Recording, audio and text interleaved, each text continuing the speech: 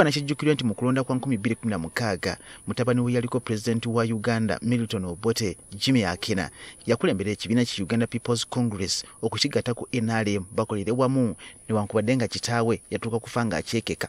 Kyokka enkolagana eno yandibange eyambyeko ne UPC okwenyweza mu bitundu by'Elango wabula nga bukyakkaanyizibwako kisemberedde okuwaguka anti mukyala wake na Betta Mongi amaaso agakanulidde wa NRM era minisita w'ensonga z'ebyobulamu Jane Luther Acheng ekifo bonna baagala kya Mbaka akiikira ekibuga ekyerira. And make no mistake, I am going to win. The yellow t-shirt you see today is a testament that I am working with everybody respective of their political affiliation. Mu kaseera kano bannakibiina ki UPC balabika nga bawulira amaanyi naddala olw'obuwanguzi bw'emirundi ebiri mu kulonda okwokuddibwamu ngamba nga okuwangula okwali eddokolo mu kujjuza ekifo ky'omubaka Cecily Ogwalo kakati omugenzi ko n'okulonda okwali mu Yamu North. So I think this election is going to be different from others. I myself do not believe in the invincibility which people seem to talk about of the NRM. I know it is possible to defeat NRM. I have proven it in this particular term with those two by-elections. We've been able to show that it is possible to defeat them, and we will defeat them. Lundo lwa Buganda ne Busoga ye byaffe byandibanga byawukamu abagoberera ensonga zino bagamba kikyali kyakwetegereza nnyo oba NUP enasigaza enkizo gye yafuna mu kulonda kuno okuwedde okumwaka 2021 oba omuyaga gwandibanga gwakkakkana. Mu kulonda okwayita emabega Busoga ezeewagira nnyo NRM awatali kwetemamu okujjako mu 2021 district 8 kwezi 11 ezikola Busoga bwe zasalawo akalulu kawa NUP. Mu kulonda kuno NUP Busoga yavayo n'obululu 43,700 mu bululu 59 NRM newerekera n'obululu 40,482 bokka. Eddembe bwe libiitirira obungi abantu balikozesa bubi. Mu Busoga ne mu Buganda abakulembeze bafa b'NRM bangi basala okuyombagana bokka na bokka ne bava ku mulamwa ogw'okunnyonnyola n'okuweereza abantu. Ebyavaamu NRM n'esereba. Ku bwoyo bwa Buganda, NUP yalaga NRM nti tekyalina lugendo anti ku babaka 57 beerina mu Parliament, ababaka 55 bonna bava mu Buganda. Abakungu ba NRM bonna bali mu kitundu kino abaali beesimbyewo bonna baawangulwa.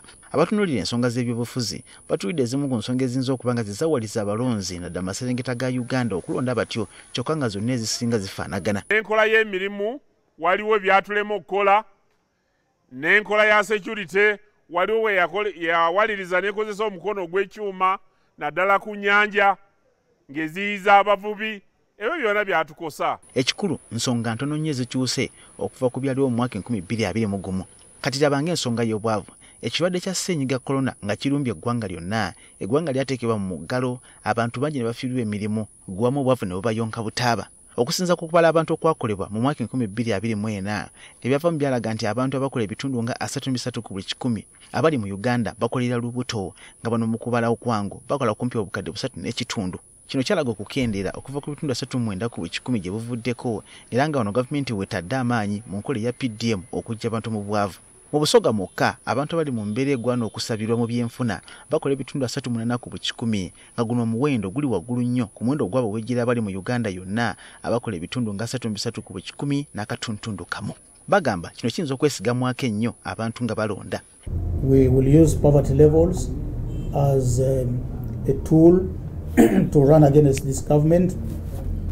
We also know that the NRM has failed to fulfill most essential pledges that it gave to the people of Uganda. Ensonga y'ebikajjo n'ebbeeyi yaabyo kye kimu ku birumu abatuuze naddala ab'e Busoga era nga kisuubirwa nti n'abasuubiza okunoga ekizibu kino eddagala yajja okuyoola akalulu mu kitundu kino.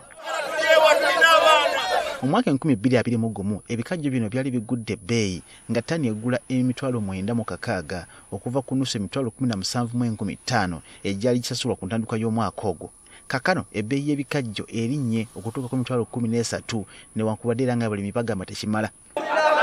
Ensonga y'ekiwamba abantu nayo yankizo nnyo eri abalonzi b'e Buganda ne Busoga gye bavuddeko bangi ku bavubuka naddala abawagira NUP abaali bawambibwa baateebwa okuva mu kkooti y'amagye oluvannyuma lw'okumala kyenkana emyaka 4 nga bali mu kkomera ku misango gitali mirambulukufu. Kyokka abagoberera ensonga zino bagamba nti okukwatibwa n'okutebwa kw'abavubuka bano kwa kugasa buli ludda okusinza ku buli omu embeera kwakirabira. Ebyaliwo ebyokuwamba abantu n'abamu kati bwetwogerera eno bakyali mu kkomera, abalala tebamanyiddwa amayitire, bati abalala baavaayo, nawulira baavaayo.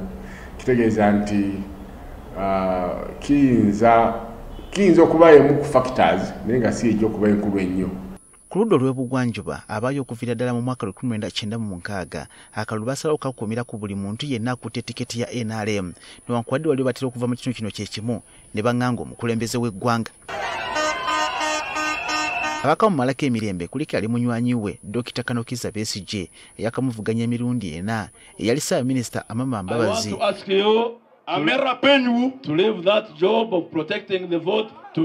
Eyali Ssaabakesi Henry Tumukunde nga kugasi neri omuduumizi ow'amagye Gregory Mugisha Muntu. Kati eriiso likumiddwa akalulu k'omwaka 2026 okulaba oba wanaabawo empewo ez'enjawulo ezinafuuwa ku balonzi bakyuse ennunda yaabwe emanyiddwa.